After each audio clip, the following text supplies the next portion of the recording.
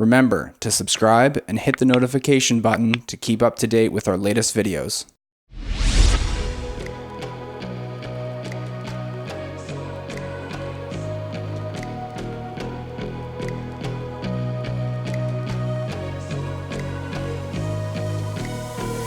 It's a tug of war, battling to keep my sanity. Say no more, say no more. I love you, but I can't keep killing me. I look at myself, I wonder why you don't recognize who you traumatize me. Now what do I do? Pick up the pieces and go.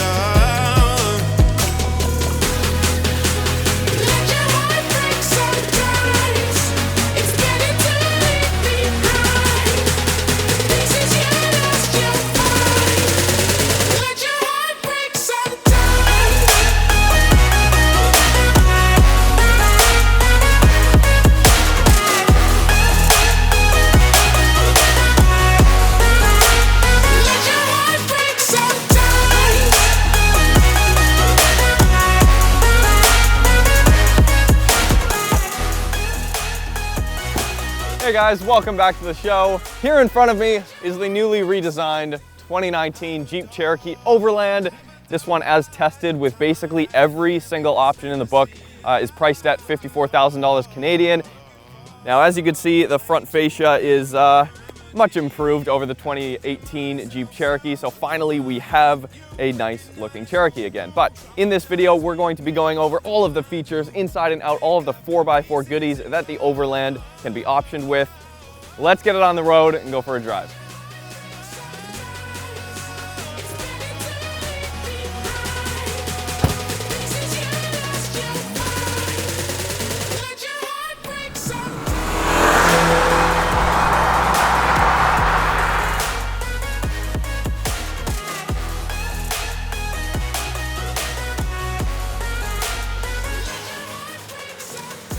All right, so let's start out with the huge elephant in the room and the obvious big change with this car, how it looks. Finally, the Cherokee looks good again. The Grand Cherokee is a different story. That has looked good for a while, but the 2018 Cherokee looked terrible. Sorry, Jeep, that's just how I feel. That's my opinion. You guys can feel how you want. But the point is, this 2019 mid-cycle refresh, as they say, looks really good. It's a good-looking vehicle from the back, from the front. New LED lights in the front as well. It's got like an aggressive enough look. Obviously, the Cherokee can't overstep the Grand Cherokee, the Mac Daddy of the Cherokees.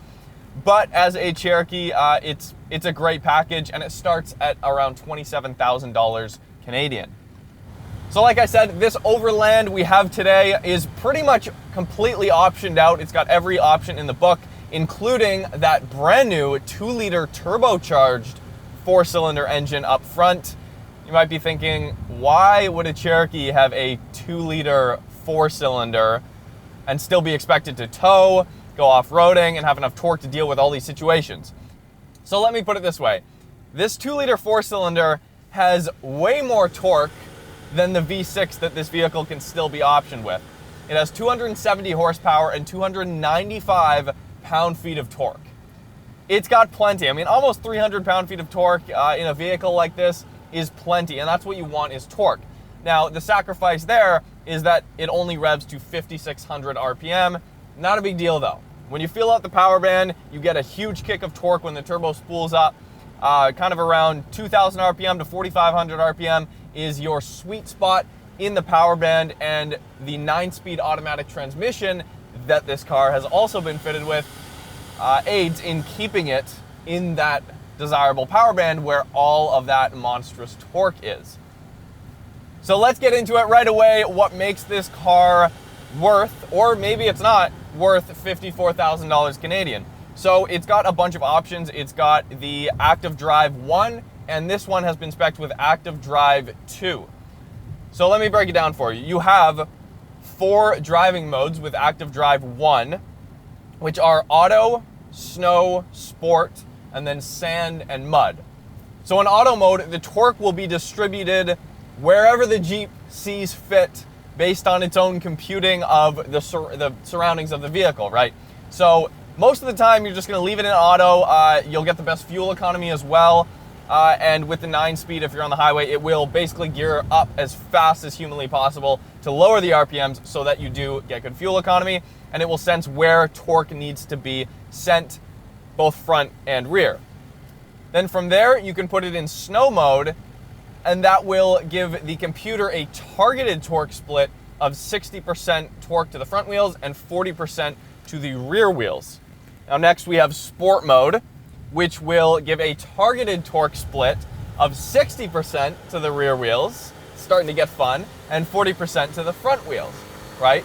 And with that, as you can see now, the revs will stay higher up in the power band. It will not gear up as often, and it will keep you in a lower gear so that when you need to exit a corner quickly, power's right there immediately. And to be frank, it actually does a fairly good job of keeping it up in the power band like it's supposed to do in sport mode. And when you go down to sand and mud, this is where it gets really fun. Now, unfortunately, we're not in the deserts of Arizona or California, so we can't take it to like a sand dune or like a big mud field or something like that. But in this sand mud mode, it will send up to 100% of the torque to the rear wheels. That is something very exciting because it basically means on the sand and in the sand dunes, you can have as much fun with oversteer and drifting as you could possibly want. Now, like I said, we're not able to test that, but that's what Jeep tells us. So, also let it be said that this is like a quick vehicle. Even though it weighs upwards of 4,000 pounds, 290 pound-feet of torque goes a long way. It's a very torquey engine. There's got to be quite a bit of boost going into this block, I would assume. So that's Active Drive 1. Another thing you do actually get with Active Drive 1 is brake locking for the front and rear axles. So the Cherokee does not have locking front and rear axles like the Wranglers can be optioned with. But the Cherokee uses the brakes to simulate, as close as possible, now this is what Jeep says, to simulate a locking axle front and rear. So if the vehicle senses slip on one wheel, it will apply brakes to that wheel to then send torque to the other side where there is grip, and then it will get you going again.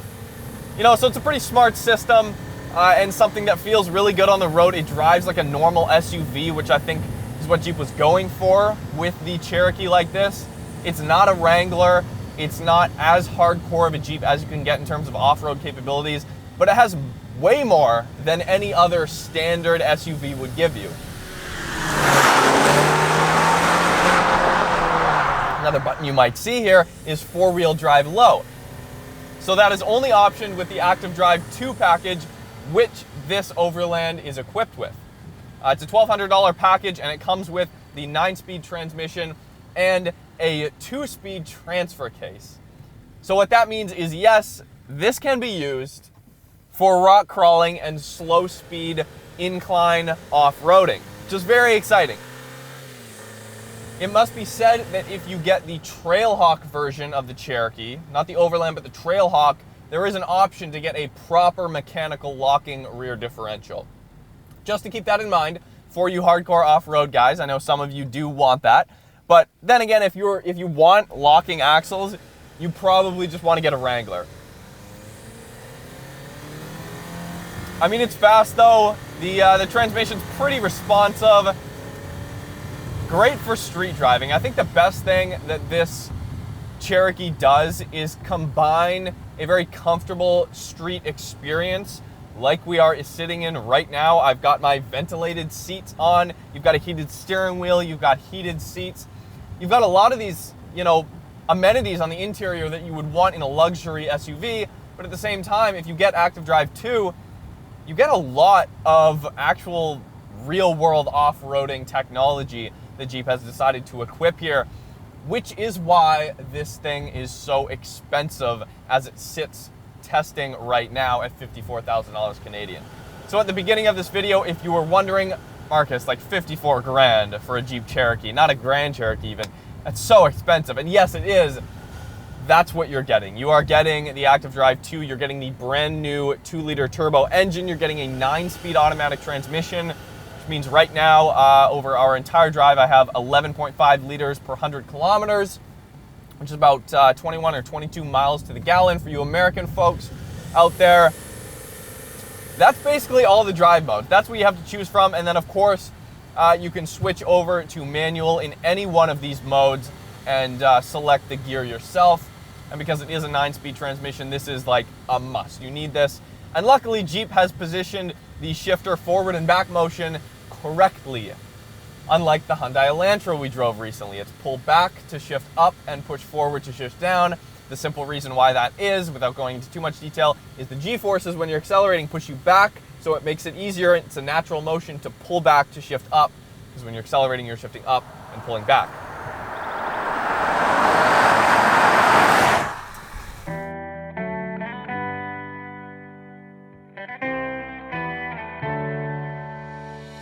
On my own, but I don't know why you hit the road, but you don't realize. All right, so this car has so many features in there. To give you a rough idea of how much is inside, a 2019 Cherokee starts at around $27,000. This one, however, is listed at $54,000. So that's quite a big jump in just features alone. Now we won't have time to look at everything on the inside, but let's hop inside and take a look at some of the quick highlights.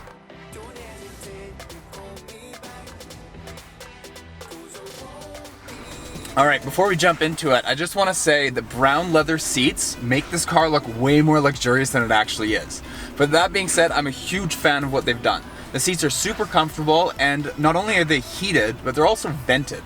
Now, to be fair, the vented seats aren't very good. I find that they're actually quite noisy for the little bit of a difference that you get, but to me it's totally worth it. Not having a sweaty back in the summer is amazing. Now, one of the things that I'm not a big fan of with what Jeep has done is the size of the steering wheel. It's absolutely massive, and it's even hard to wrap your hands around it sometimes. Now, there's so many buttons on the front and back of the wheel that you're really having to constantly move the position of your hands just to operate it. So this car is equipped with a subwoofer in the back, which is not a super common feature with a lot of cars these days. But all that makes for an amazing sound system in this car. Now, also, what I really like with the Jeep is they've given you an extended sunroof. This is great for getting natural light inside the car and just really lightening everything up. Alright, so all the features in this car can be controlled by this single touchscreen display. Now, personally, I'm kind of a big fan of that. I think that it gives you a lot more versatility and a lot more options to actually get in there and adjust the settings. The one thing that is a bit of a downside is there is a delay going through the apps. Something that I struggled with, along with Marcus, is the Bluetooth connectivity between the phone and the car. I found that when you're playing music, there would be a certain sequence of events, whether putting it into reverse, then drive, or something along those lines that would cause the music to actually start skipping. And you would have to pause the music and wait for it to catch up before you can start playing it again smoothly. So let's hop back inside with Marcus and let's finish up the review.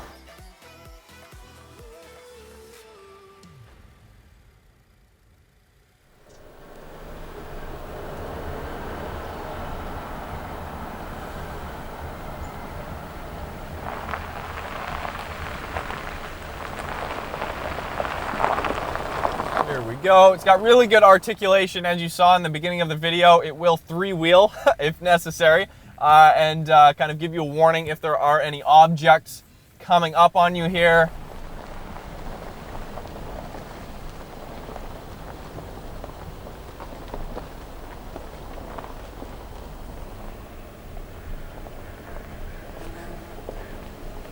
But you know, it handles it very well. It's very good on the road as well as off-road, good transitioning in between the two. Obviously, we're not doing anything too hardcore today, but it is noted that you don't really have to worry about hitting much terrain in this car. It will tackle 90% of what you encounter when you're driving this thing.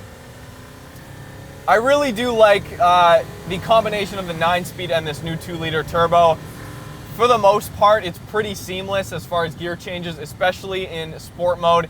It really knows where in the RPM band you should be and when to hold gears. It's pretty seamless, and I'm honestly quite impressed with the mating of the 2-liter turbo engine with the 9-speed. I think it's definitely worth the option and worth the extra money. So there is quite a bit of sound deadening from the engine up front, but you still get a decent of engine noise. Now, I might be a minority here, but I enjoy a little bit of engine note, even in a vehicle like this that is the luxury trim package. It's very comfortable in here, and it is extremely quiet. It's very quiet. From everything outside, you cannot hear anything, but you do have a nice little engine note when you get up kind of 3,000 or 4,000 RPM and give it a little bit of gas. You notice that you're giving it more gas and there's a little bit more torque coming out of it. So in that respect, I kind of like it. Now, in order to justify the price of this fully spec'd out Cherokee, I would highly suggest that you cross shop other Jeeps with this, because if you get this Cherokee, I feel like you wouldn't really cross shop this with just your normal run-of-the-mill luxury SUV that maybe doesn't have this 4-wheel low and like a transfer case and all this stuff. You wouldn't really cross shop it with. If you're spending $54,000 here, you're gonna want to use all of this extra functionality, because realistically, that's where all your money's going. Like, the interior's fine, it's nothing special, as Grayson will explain. It's good, it's really good, there's nice materials, it looks awesome, but in other SUVs in this segment, your money on the interior and exterior and other options might go a little further. Versus in the Jeep, your money's going a lot more towards the chassis and the overall off-roading capabilities of the vehicle. Now, Jeep will actually say that this is like an all-time all-wheel drive system. It's not. As I explained earlier, in auto, actually, the front axle will be completely disconnected from the torque of the engine, and it will just become a front-wheel drive SUV, which is why it can get such good fuel economy. Only front-wheel drive when it's going slow, and it shifts down into like 9th gear, and it becomes just basically a naturally aspirated 2-liter engine that's not using any boost, and it's getting decent fuel economy. So it's not all-time all-wheel drive. It's just not. The computer will be smart enough, though, to, if you leave it in auto mode, to detect when it's experiencing slippage, and therefore send the torque distribution accordingly. I like it. I've had a good time in this SUV so far. It's a really good size, to be honest. If you're not looking for a massive, Grand Cherokee, a Range Rover, an Explorer, this is a pretty good alternative. It feels huge to me because I'm used to just driving small sports cars. But that being said, it's not too big at all. It's got a good backup camera. It's got all of the options in this trim package.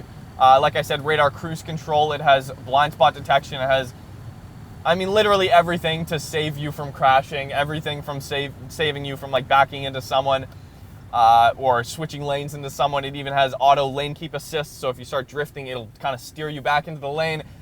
Realistically, it's made for dummies, to be honest. I like to kind of turn all that stuff off. Anyways, thank you guys so much for watching. This has been the 2019 Jeep Cherokee Overland 4x4 with the Active 2 package. Once again, you can subscribe if you haven't already. Hit me up on Instagram at Untraveled to keep up to date with what we're shooting on a day-to-day basis. And we will see you guys next time.